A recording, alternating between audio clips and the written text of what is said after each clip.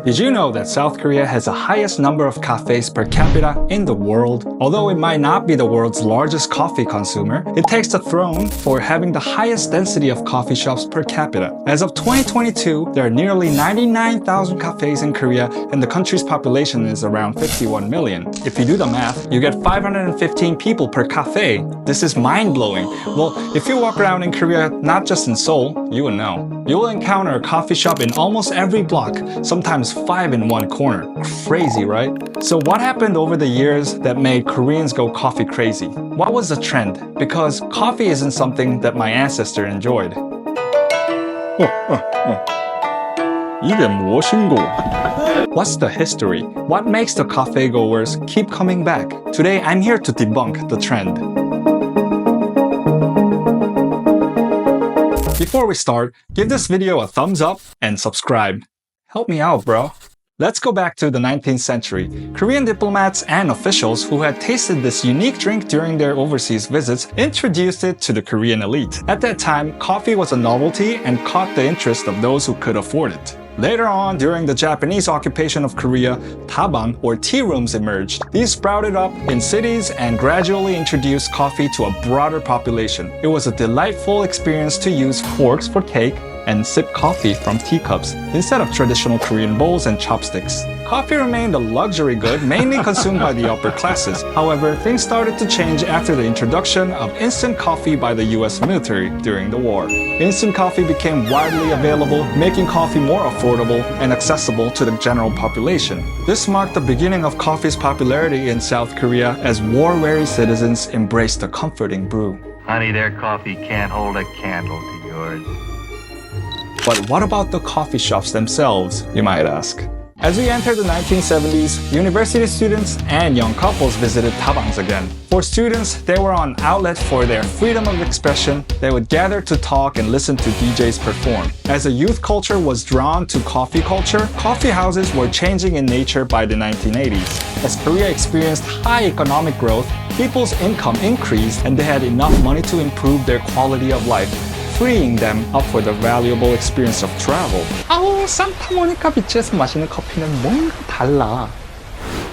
With the increasing love for coffee and the charm of social getaways in the coffee shops, Koreans embraced the coffee shops with open arms as the chains arrived. The coffee scene was some kind of utopia where customers could escape from crowded streets or a busy office to forget about stress and put problems on hold while enjoying an amazing flavorful beverage in a calming, visually appealing environment. This concept of escape is intrinsic to the Korean coffee culture. Nowadays, there are not only Starbucks and Lavazza cafes in Korea, but also unique coffee shops like animal cafes, aquarium cafes, and many more. So today, I am visiting 3 unique cafes in Seoul to show you how cafes in Korea are not just places where you get espressos, but much more. Cafe Onion Anguk. There are Starbucks on every corner, but in Korea, we have a charming Hanok-themed cafe located near Gyeongbokgung Palace in Seoul. Unlike the industrial hipster vibes of other chain cafes, this one is designed like a Hanok, a traditional Korean house from the Joseon dynasty. It features wooden interiors, traditional roof tiles, and a cozy atmosphere that transports visitors back in time. Despite the traditional architecture screaming Korea, Cafe Onion Anguk serves delightful pastries, breads, and drinks. Notable items include the pandero, Italian-style bread covered in powdered sugar, and an injeolmi version of the pandero sprinkled with Korean rice cake powder to resemble a snow-capped mountain. The onion mocha is also worth trying. Avocado pollock roe baguette is a bestseller. This crispy baguette is buttered and stuffed with pollock roe paired with avocado, which makes it a perfect brunch snack.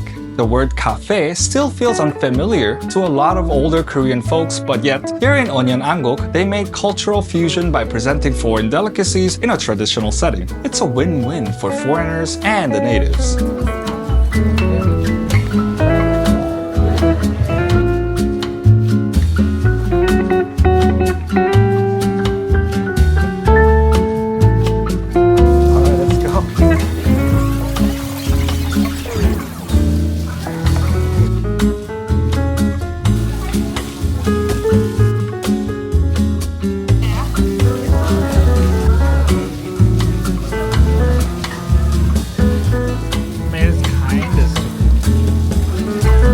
So that was a visit from Anguk. Cafe Onion. And now we're off to Jane Frigo. Follow me. John Frigo. Because of the growing number of coffee shop fanatics in Korea, this shop decided to keep it hidden. That was a joke. Jane Frigo, located near DDP station, is a hidden gem tucked away behind the refrigerator door, making it an intriguing find. From the outside, it appears to be an unassuming fruit stall, but once you step beyond those metallic doors, you enter a cafe/pub. It's like discovering a Narnia's wardrobe. A whole new world awaits inside. The cafe's interior is thoughtfully designed, unique lighting with distinctive colors and an unusual seating structure along the wall create an impressive atmosphere. Each space within John Frigo has its own charm, making it a delightful place to unwind after a busy day. John Frigo offers a fixed menu of fruit-based drinks. This hidden cafe provides a quirky yet delicious coffee menu and a delightful getaway from a busy Seoul life.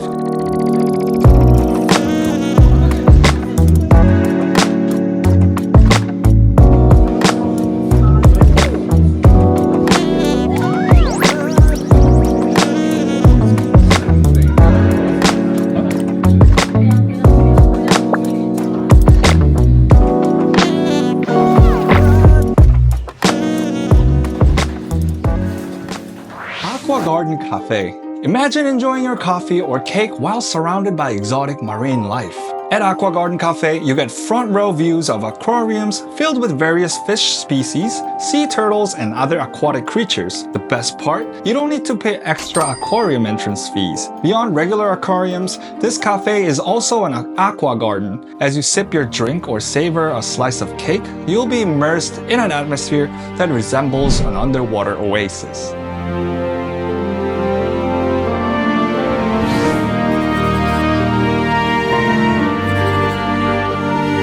The tables, chairs, and decor even mimic the look of aquarium glass. It's like dining in a magical aquatic world. Alongside the marine displays, you'll find lush greenery and trees decorating the space. It's a harmonious blend of aquatic and terrestrial elements, creating a serene and captivating ambience.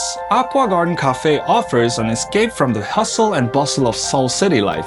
Inside, time seems to slow down as you observe the inhabitants of the aquariums. Whether you're seated next to neon tetrafish or sea turtles, the experience is both relaxing and otherworldly.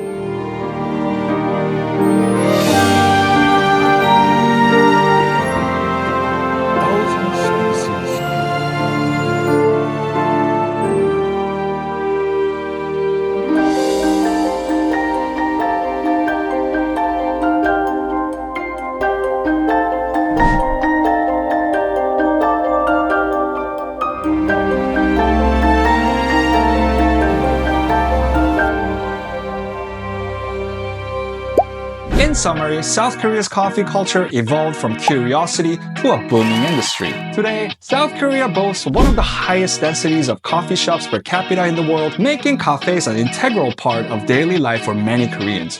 Personally, I think the price of a black coffee is a bit ridiculous, but hey, you pay for the experience, am I right?